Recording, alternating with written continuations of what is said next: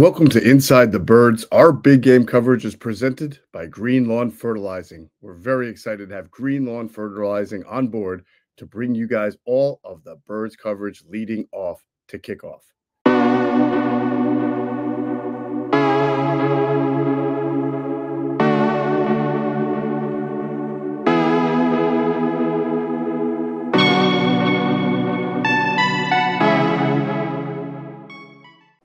It is finally here. Super Bowl week is finally here.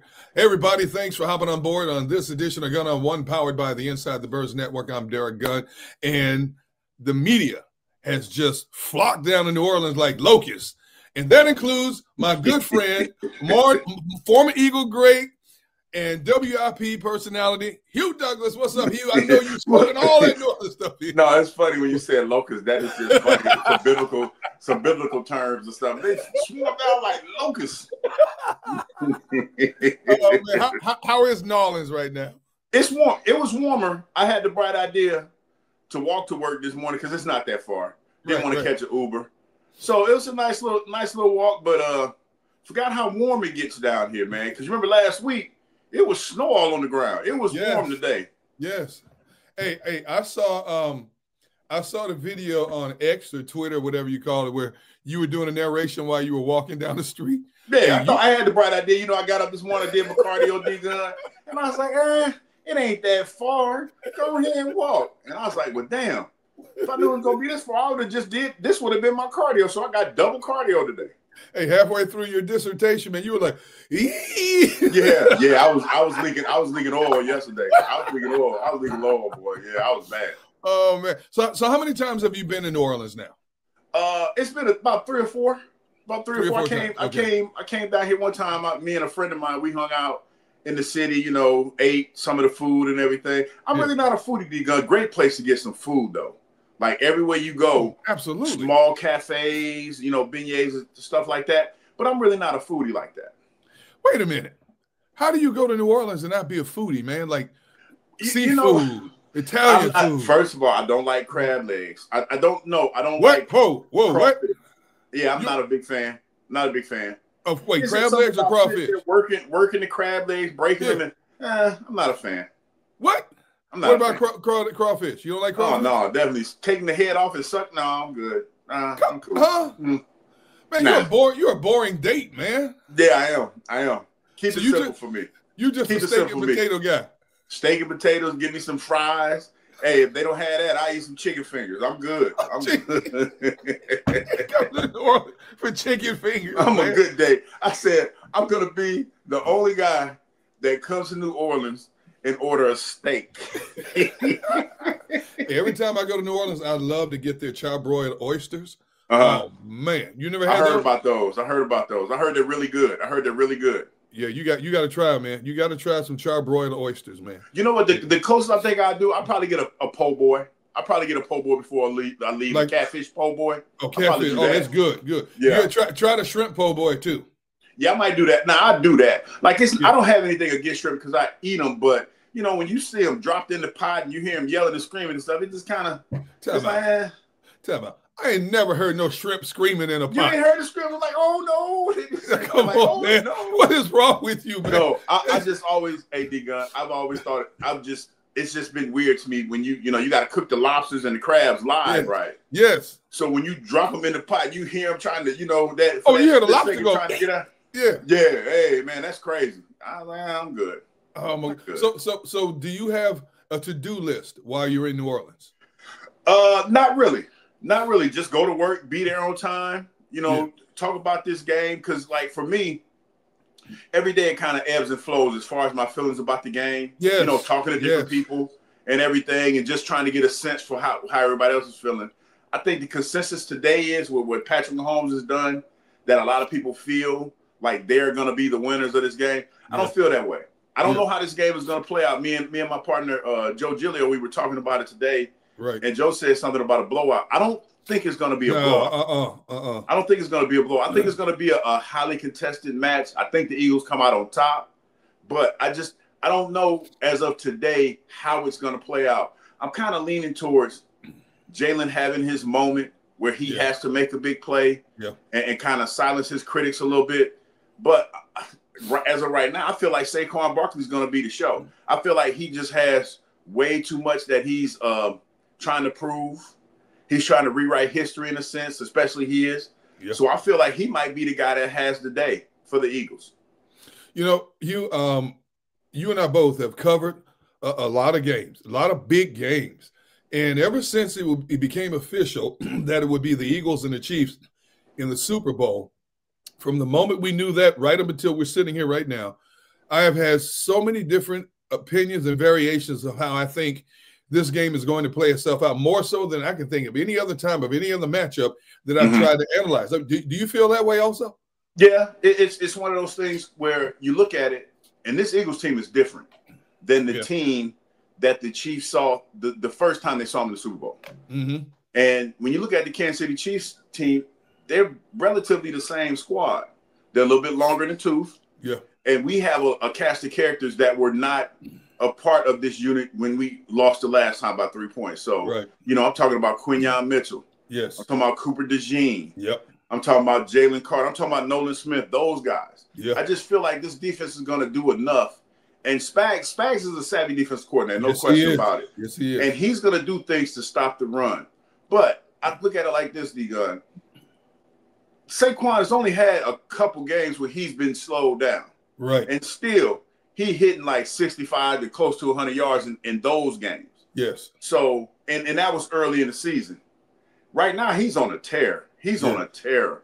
And if he can give you enough in that running game where he's a factor that you know that if you don't keep an eye on him that he can break one, I think we're going to be in this thing. That's going to be the key to me because he's a bona fide threat to take it to the house at any point on the field. You know, we talk about who's the last running back had? Boobie Miles. Miles hit that guy, and you had Swift, DeAndre Swift. Those guys were good running backs. They were Pro Bowl running backs. But, man, Saquon's different. And I think that he can be the guy that's going to be the difference maker because you got to have somebody on him every time he's in the backfield. You know, as we sit here right now, I'm leaning towards the Eagles. And, of course, I'll give my official prediction on Super Bowl Sunday in our Parks pregame show. It's me and Seth Joyner and Mark Farzetta because I know I'm going to waver back and forth a lot until then. But the one thing I can't get out of my head, Hugh, and I put it out there on Twitter and got a lot of response to it, was last week I looked at Kansas City's record. They finished 17. They're 17-2 right now. Technically 16-1 because they gave away the last game of the season because they didn't play anybody. 11 of their wins have been one-possession wins. This team is like Freddy Krueger. When you think you can bury him, all of a sudden he rises from the ashes again. Yeah. That's the one thing that worries me about this. And I'll tell you another thing that worries me about it. You can sit and look at Kansas City's offense and study them for a month. And when they hit game time, they come up with some play they drew up on a playground somewhere that they don't even – and you hear Patrick Mahomes and them say, oh, yeah, we just practiced it on Saturday. You know there's some element they're coming up with that nobody's seen. Yeah, and I think what speaks to them being able to pull out those games when they're trailing and to go like the 1 point game, D-Gun, is that they're very patient, man.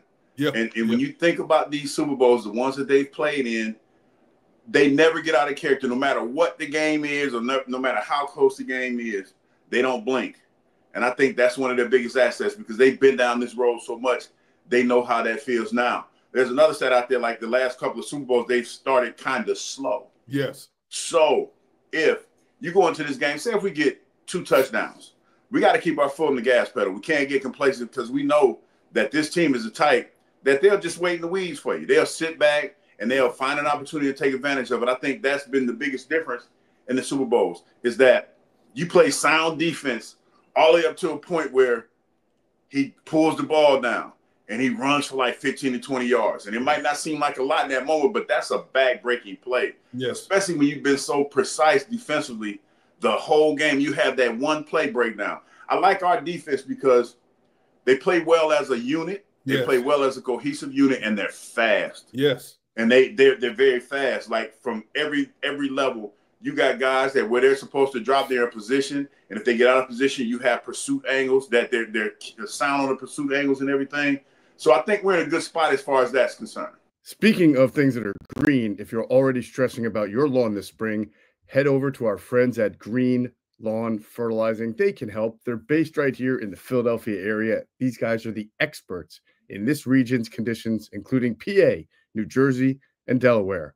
They know how that tough drought was last year and created a custom blend and approach that will help your lawn recover. Everybody remembers last year, it looked like as dry as the desert, just one brown lawn after another brown lawn, no rain. It killed neighborhoods. It made our beautiful lawns look, well, not so beautiful. So be sure to sign up now and receive 10% off at Green Lawn Fertilizing. And I'm told this is a very limited time offer. So head to the link in our description or greenlawnfertilizing.com/insidethebirds to take advantage. You got to be stressed out. Be stressed out about Jake Elliott lining up for a 55-yard field goal in the big game. That should be the only thing you're stressed about this season. Call Green Lawn Fertilizing. 3, 2, 1. Call Green Lawn Fertilizing today. You know, plus this Eagles team has that proverbial chip on its shoulder. Definitely. There's still enough guys in this roster from that 2022 Super Bowl meeting that remember well, they had their game and let it get through their fingers. I mean, yeah, Jalen statistically outplayed Patrick Mahomes. Yeah. Lane Johnson, Jordan Mailata, Brandon Graham, if he's able to come back and play. If that's not motivation enough, I don't know what is for this team. You know, this is a hungry team that's out to prove a lot of critics wrong in a lot of ways. Yeah, no question about that, man. And you talking about just being in this position. It's hard to get here. Yeah. And you talk about a guy like Brandon Graham who's going to his third one. Yeah. And won one. That is hard to do. And for him to be a part of this or potentially be a part of this game, man, I know he's chomping at the bit for that. And then the level of excellence that Howie and this organization has displayed over the last 20 years, man. I can't remember too many times, well, in the Chip Kelly era is a little like that, where this team has been irrelevant for the most part. It's been a long time since this team has been irrelevant, man, and that's a testament to the way that they draft, the people that they got, the personnel that they keep in the building, and that's why they're in the position at the end of the day, a chance to win the Super Bowl. What do you think about Brandon Graham trying to play in the Super Bowl? I mean, he went from a torn tricep supposedly that takes 4 to 6 months to heal to now coming back possibly in less than 3 months. Is that feasible? You know what, D-Gun? Back in the day, if you'd have asked me that question, I'd have said no, but technology and medicine has changed so much since the time that I've played that, you know, Brandon looks like he's in shape. To your point, I tore my biceps, and it took a long time to come back from that injury. But the technology that they have nowadays, and it's the tricep, I would be amazed if he did it, but he sounds like he's on track. And like I said, the modern miracle of medicine is fascinating now. So it's amazing. It's just amazing. You know, do you think if the Eagles win, that Brandon would ride off into the sunset and call it a career? Yeah, he should. I mean, at this point, what else are you trying to prove? You know, you did something that historically I don't think no other Eagle has done. You already got the most games played. Yep. You win this Super Bowl, you be a 2-time Super Bowl champion. I mean, I can't think of a better resume to have for the kind of career that he's had. I really can't, man. If he tries to play again, I mean, I'm pretty sure he has his reasons. Yeah. But you still left on your own terms. Yeah. And you went to 3 Super Bowls. Yeah. Yeah. That is phenomenal. So I don't know, but for me, that would be a storybook ending. That would definitely be a storybook ending for me. For him, who knows? You know, Hugh, I think one of the most intriguing aspects of this Super Bowl is not the players, but the coaches moving the chess pieces to get him prepared. You have Spagnuolo over here. You have Fangio over here. You got Kellen Moore over here. You got Andy Reid over here. I see what you're saying. Yeah. So I think that's as intriguing, if not more so, than the actual players that are playing the game. Well, yeah, because to your point, I know Spags, and I know I'm very familiar with the defense that he's going to try to run. And I also know that in a defense like that, they're gonna commit a lot of resources to stopping the run. They're gonna blitz the run a lot. They're gonna blitz the run, and you're gonna be like, whoa, they're blitzing on rundowns. That's what Jim Johnson used to do. That's what makes it so exciting. How are they going to counteract or gash that defense? Also know another thing about Coach Johnson and his defense. You gas them suckers too many times, they stop blitzing. But you got to catch them. You got to catch them if you got to know the playbook. Because Spags doesn't seem like he's timid to me, so it's going to take a lot to make Spags call those dogs off, man. That's going to be the chess match. If you can gash that defense and get just enough to keep that running game relevant, you got to keep it relevant. I don't know Spags as well as you do, but I bet my bottom dollar that he is studying that Rams film inside and out. I mean, Saquon got his yards, but the Rams put a scare in the Eagles. And they got to Jalen 7 times and pressured him a lot more than that. Oh, yeah, they come Spags likes the blitz.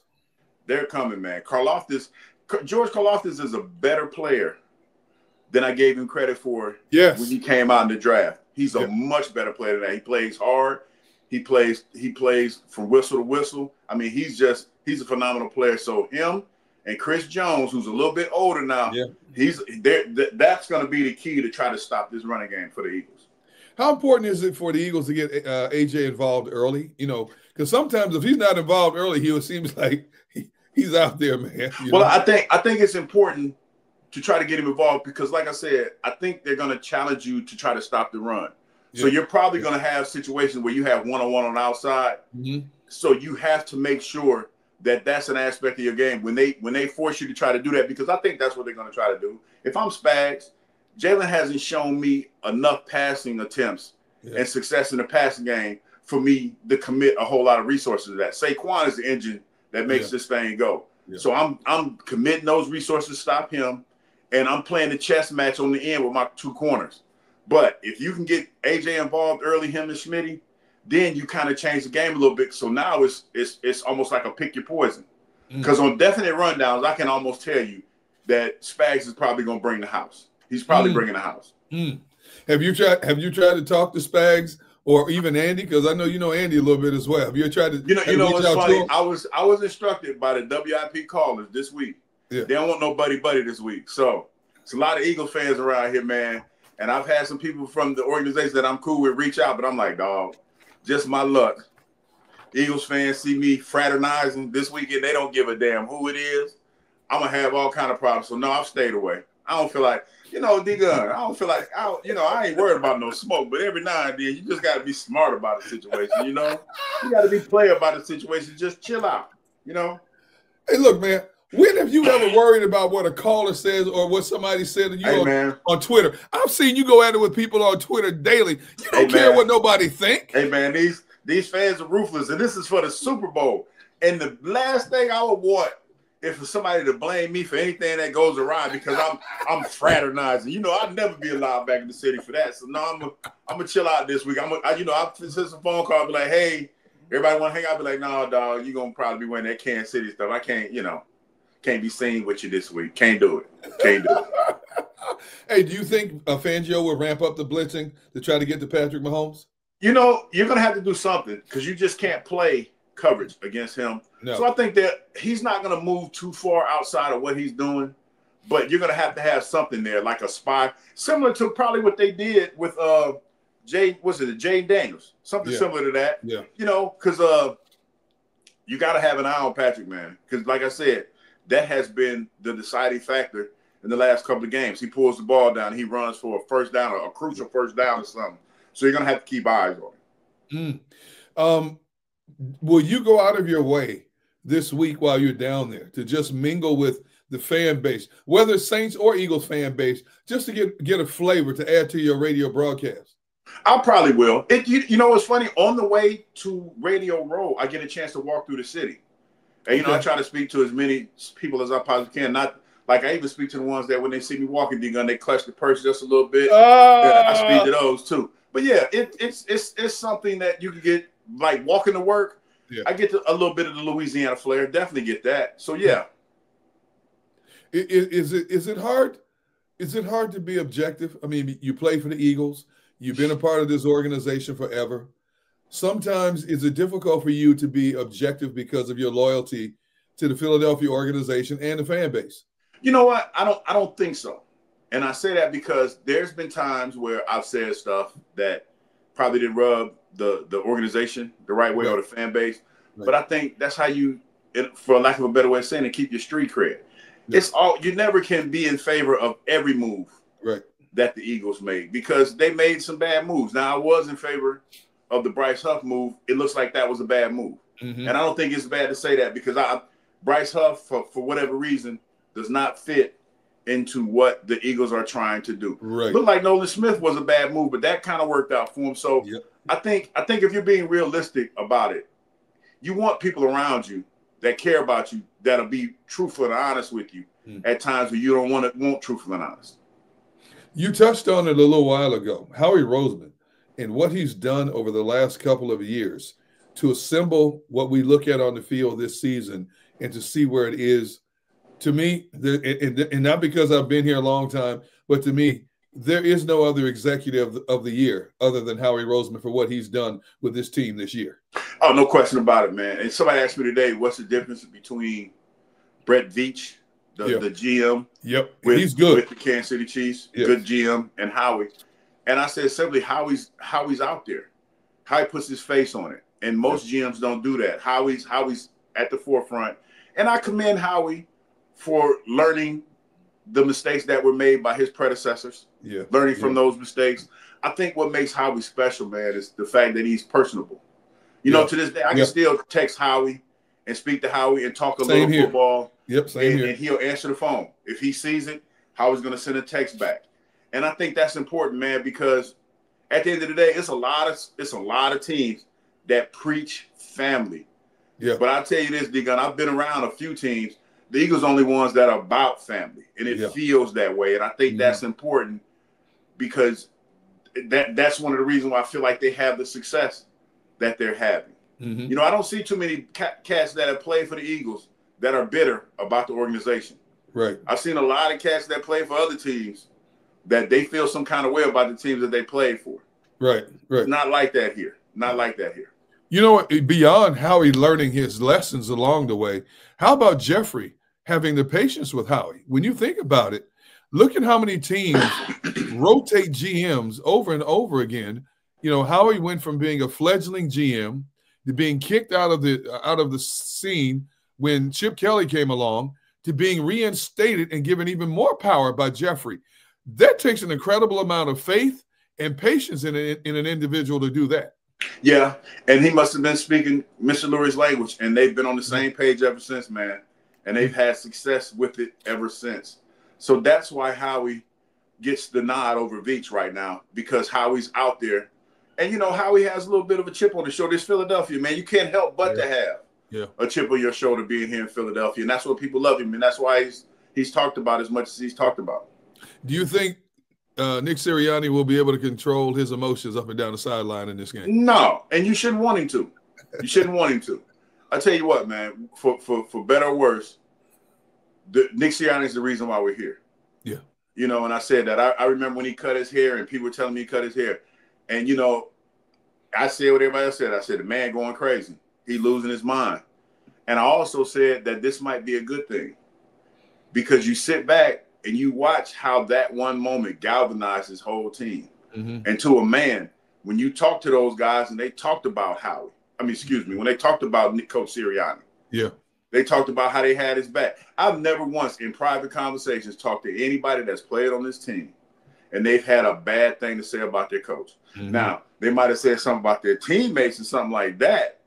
Or you might have heard something like that. But I've never heard a person that's played for Coach Sirianni say a bad thing about it. Never.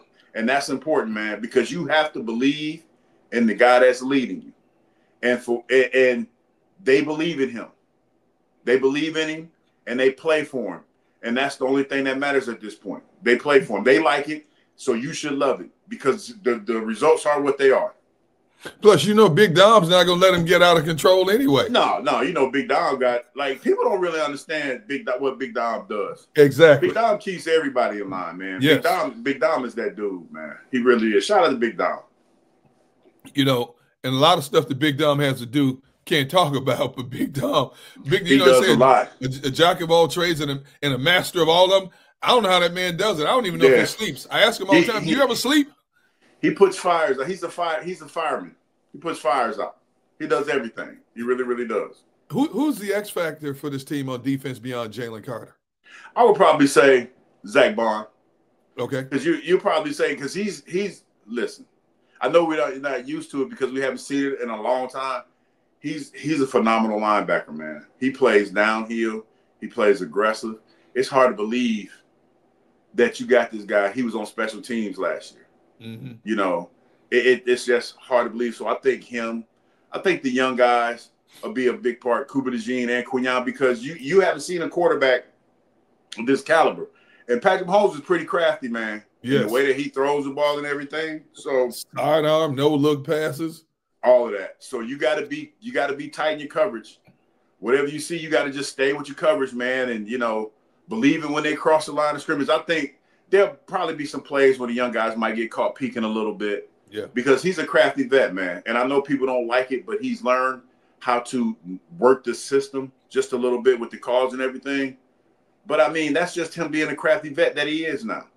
You just have to be sound in your coverage and don't believe it until you actually see it, So but I think they'll be fine. They'll definitely be fine. You don't worry about the young players, maybe the moment being too big for them, like Quinyon, Cooper DeJean, Nolan Smith. Do you worry about that at some point? I mean, I'm not saying they won't settle in, but maybe initially for a quarter or half, the moment might be too big for them. I don't think so, because I think that you have enough veterans around, guys that have been in this game that they've been talking to. You hear them talk about Darius Slay a whole lot, and Slay has been instrumental in grooming these young cats. So I don't think so. I know initially probably when the lights come on and all those cameras flicker when the ball is kicked and everything, that might be a little bit overwhelming, but I think they'll be able to lock back in. They got a great mix of guys on this team, man. Yes. Young veterans and young cats. They got a great mix. How concerned are you about them being able to defend the tight end situation? I mean, I hate to say it because I love the guy to death, but old man Zach Ertz had 11 catches for over 100 yards against him. That is something, Travis is a big dude, man. And you talk about big dude. Crafty. Now, Travis may not be as fast as he used to be, but you talk about crafty and always finding an open spot in the defense. Yeah. He still does that's going to be something. That's why I say you got to be sound in your coverage, man, because that's probably going to be his safety blanket. He's a big part of what they like to do. So, and Big Red's going to be crafty and try to get him open as much as he possibly can. He did it with Chad Lewis. Chad Lewis was a guy that was very, very crafty. So you just have to be on your P's and Q's, man. This is the game where, D-Gun, you're going to have to play fundamentally sound. That's what it is to me. When I think about these games in the past, it's the ones that make the mental error on the back end that cause you to lose games like that. How would you defend Travis? Would you put a nickel corner on him? Would you put a safety come down on him? How would you? I would probably I would probably say Reed's a little bit bigger. I probably have Reed only for a little while. I would probably be exotic in my coverage. It all depends, because you're gonna have to kind of mix it up a little bit, because if you get one where it's just like one guy covering him all the time, that might be kind of easy to defend after a while. So you want to try to be creative in the way that you cover him. You're probably gonna blitz a little bit, but not too much outside your comfort zone. I think one of the assets of this Eagles football team is they have such fast corners and secondary players, and they can react to certain things that they see. But like I said, you got to be sound in your coverage, and you got to believe it when you see it. You have to be on point with everything that you do. And I think another thing, you have to tackle. You have to game tackle. Whenever the ball goes where it's going, you have to swarm to the ball and help each other out, man. Because that's what's big about this Kansas City Chiefs offense, that yards after the catch. Yeah. This ain't the little itty bitty teeny tiny bowl. This is Super Bowl LIX. Get in on the action at DraftKings Sportsbook, an official sports betting partner of Super Bowl 59. Scoring touchdowns is key to hoisting the Vince Lombardi Trophy, and you have a shot to score big by betting on them at DraftKings Sportsbook, the #1 place to bet touchdowns. New DraftKings customers can bet $5 to get $200 in bonus bets instantly. So download the DraftKings Sportsbook app and use code BIRDSPREGAME, all one word. That's code BIRDSPREGAME for new customers to get $200 in bonus bets instantly when you bet just $5 only on DraftKings Sportsbook. The crown is yours. Gambling problem? Call 1-800-GAMBLER. In New York, call 877-8-HOPE-NY or text HOPE-NY 467-369. In Connecticut, help is available for problem gambling. Call 888-789-7777 or visit ccpg.org. Please play responsibly on behalf of Boot Hill Casino and Resort. 21 plus age and eligibility varies by jurisdiction. Void in Ontario. New customers only. Bonus bets expire 168 hours after issuance. For additional terms and responsible gaming resources, see dkng.co/audio. And they got two hard runners in Kareem Hunt and Isaiah Pacheco also, man. I heard somebody said Isaiah Pacheco run like somebody stole his lunch money or something. He runs like an angry elf or whatever. I don't know what they said, something about it. But he can run. He's a hard runner. He's definitely a hard runner. Yeah. Will you be down there for the game itself, or are you coming back home? No, I'm coming back to Philly, man. We come back to Philly. We're gonna hang out with some of the folks in Philly. I don't know exactly where yet, but we're coming back to Philly. Talk about Radio Row. I've been in a number of times. Radio Row is insane, man. You know, it was a little subdued today, but you could tell like all the big shows there. The funniest thing about Radio Row is you get to see everybody. You know, because a lot of times when we're on television, when we're on the radio, you get to watch everybody else that's on television that's there. But at Radio Row, everybody and mother's going to be there. I saw, who did I see? Ross Tucker. He's doing his thing down here. I think what's his name? Craig Carton, his show's coming down here. So there's a lot of people that do what we do that are going to be in the building, especially tomorrow. As a matter of fact, everybody's at, Media Night tonight. There's going to be a lot of people rolling into that because I think that starts about 8 o'clock. That's like, 10 o'clock? No, 9 o'clock. 9 o'clock, yeah. Yeah. So it starts at like 8 o'clock. So everybody's getting ready for that. Did I keep you from going to Radio Row? Media Night? Oh, I wasn't going to Media Night. That's all night. I just woke up, D-Gun. I'm probably going to take me a shower and go right back to bed. Probably go downstairs and get me some gumbo or something. But yeah, I'm good. I'm good. How in the world are you sleeping this early and you down in New Orleans? How's that possible? I have a good sleep aid. I have some good sleep aids. I don't know what you want me to say. Hey, look, I heard a story. I heard a great story that one of your co-workers told that you guys went out to dinner on Sunday night and you sit at the dinner table asleep and then you wake up and start laughing and go back to sleep. Is that true?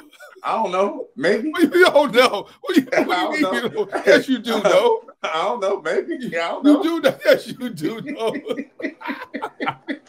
And say you wake up, start giggling and go right down to sleep. No, because I was, like the old people say, I was resting my eyes and I was listening to some of the funny stuff that was going on around me. So I would just open my eyes and start laughing. Ain't nothing wrong with that. That's normal behavior. You feel like I'm doing something that's outside my comfort zone. I'm in my comfort zone. You know what I mean? I ain't doing that. Oh man! Hey, who are some of the big guests you plan on getting on your show this week? Who we got? We got Colleen Wolfe coming in. I think Greg Olson. Don't quote me on this. Yeah. But I think we got Greg Olson. I think Kurt Warner's coming by. You know, man, it's a bunch of people. And then who knows who we're going to be able to grab just by walking past Radio Row because everybody's going to be there tomorrow. I figured you would call in some favors with all the ex-players. Well, I called some friends of mine. I called a few friends, and like I said, it all depends. You know how it is, D-Gun. You call somebody and things happen, and things change. So yeah, I mean, we'll see. It's going to be fun though. But really, we like talking to our fans, man.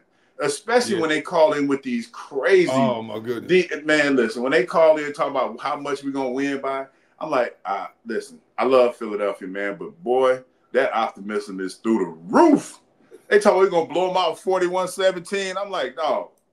Y'all do know he ain't been blowed out. He ain't been blowed out only about 4 times in his whole life. Yes. And y'all talking about blowing. I was like, okay, I got us winning. And then they get mad at me because winning ain't good enough, D-Gun. We got to blow them out. No, we just got to win. We just got to win. I will say this too, which is incredible. Kansas City has not allowed a 100-yard running back in like 18 straight playoff games. Yeah, you know what? That's going to happen this weekend, though. I was going to say, I think Saquon's that dude. Yeah, though. Saquon, man, listen. I know I might be putting a lot on his shoulders, but he built for it. Yeah. I just, this is where my petty meter just goes through the roof. When I think about all those Giants fans that are going to be forced to watch the game Yeah. Sunday. And no, they're going to look. And I'm pretty sure they've come to grips with it now because he would have had this kind of career in New York. But they're looking at it and be like, damn. So that's what a good organization looks like, huh? That's what Saquon would have looked like if we'd have put some damn talent around him. Damn. That's what they're thinking. That's what they're thinking. Are you surprised that he's still running with authority like he is when you consider the volume of touches that he's had this season? I tell you what, you want me to tell you what I honestly think? I think he is driven by the love that the fan base has shown him in such a short period of time. I'm pretty sure, especially when they're winning, and it's always like that. When you're winning, it's the fans are out in droves. Yeah. I honestly can say it, he probably will never see this. But I was here when the team wasn't that good, and the fans still came out. Now, they came out and they booed you and they talked bad about you, but they were there. They came to games, man. And I know the tickets have went through the roof now, and you know the place is always packed. But I can't even remember a time when we were bad that the stadium didn't look full. I can't remember. Right. So it's a unique and different fan base, man. So I'm pretty sure he feels that love and that energy. It's something to be said about when you're appreciated for the work that you do. And I think he feels that, and that's why for him it was about putting on the show every Sunday. Because the feedback that he got was tremendous. You know, the love that he's gotten from this city is tremendous. You ever miss playing the game, especially the way the game is played today? I missed the checks. I missed them big ass checks I used to get on money. But as far as the game, no, because it's different.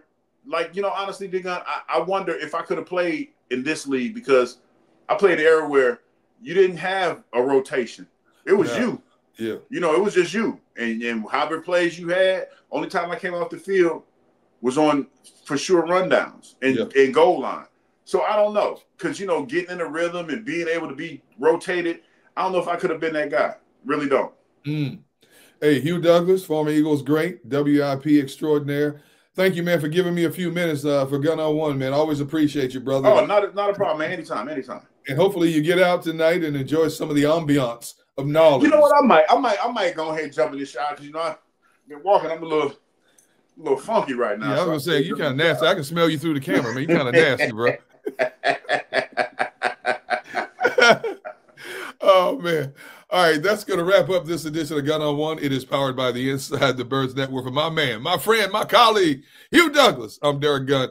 We'll talk to you next week after the Eagles win. Go Birds! Super Bowl 59. So long, yes, everybody. sir. Yes, sir.